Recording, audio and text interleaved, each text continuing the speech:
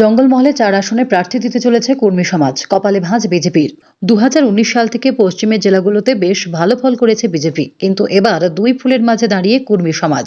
পুরুলিয়া, ঝাড়গ্রাম, বাঁকুড়া, বিষ্ণুপুরের মতো আসনগুলোতে বড় জয় পেয়েছিল পদ্মশিবির। তবে ২০২৪ সালে পশ্চিমের ৪টি আসনে বিজেপির সামনে কাটা হয়ে দাঁড়িয়ে কর্মী সমাজ। বিগত দিনে একাধিকবার রেল এবং সড়ক অবরোধ করে আন্দোলন করতে দেখা গিয়েছে কর্মীদের।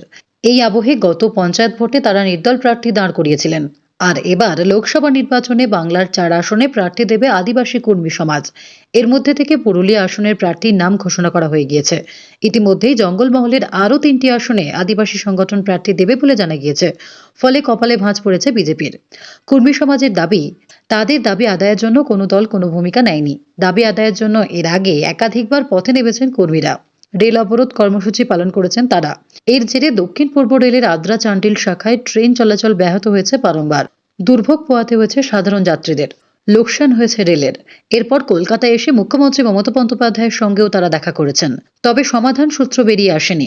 তৃণমূল এই ইস্যুতে বারবারই কেন্দ্রের কোর্টে বল ঠেলেছে।